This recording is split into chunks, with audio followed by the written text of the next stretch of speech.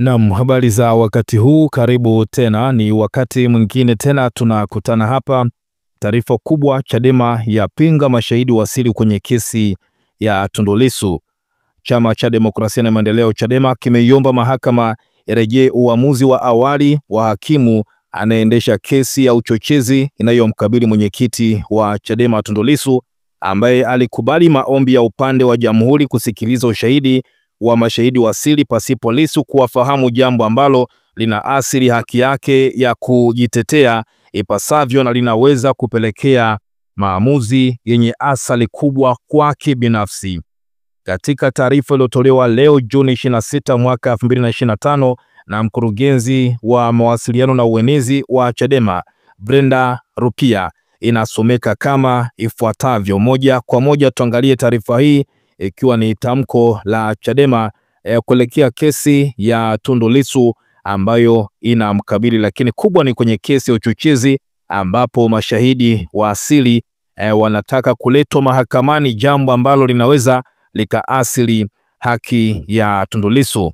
Chama cha Demokrasia na Maendeleo Chadema kina uarifu umma wa Tanzania, asasi za kiraia, jumuiya za kimataifa na vyombo vya habari vya ndani na nje ya nchi kuwa kesho, siku ya Ijumaa tarehe 27 Juni mwaka 2025, katika Mahakama Kuu ya Tanzania Dar es Salaam itasikilizwa kesi ya Mheshimiwa Tundu Antipas Lissu dhidi ya Jamhuri kupitia criminal application number 14496 ya mwaka 2025.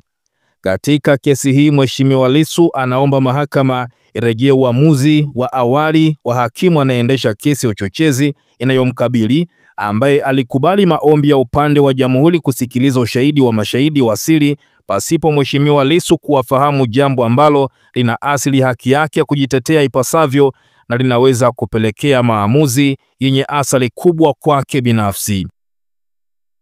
Chadema inapaza sauti ya kutetea misingi ya haki, uwazi na usawa mbele ya sheria. Tunatoa wito kwa watetezi wa haki za binadamu, wanaharakati wa demokrasia, wanasheria, wanahabari na wananchi wote wanaojali utawala wa sheria kufuatilia na kushiriki kwa ukaribu katika mchakato huu wa kimahakama. Haki haipigwi chenga, demokrasia hailindwi gizani. Imetolewa leo Alhamisi tarehe 26 Juni mwaka 2025.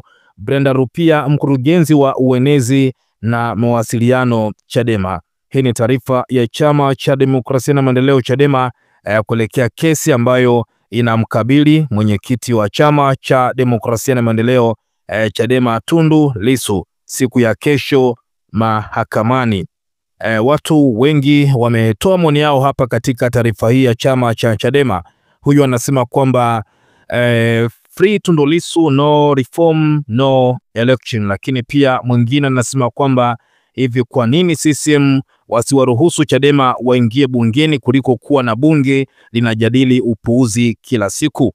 Lakini pia mwingine anasema kwamba Baba wa mbinguni, tafadhali gusa mwili wa mtu anayesoma ujumbe huu, lakini pia mguse Tundu Lissu. Mwingine anasema kwamba hapa free Tundu Lissu, lakini pia mwingine anasema kwamba Tundu Lissu anawapambania watu wa Tanzania wote. Lakini pia mwingine anasema kwamba wanafichwa, wana nini ambacho wanakiogopa? Lakini pia mwingine anasema nimeipenda hii, haki haipigwi chenga na demokrasia hailindwi gizani.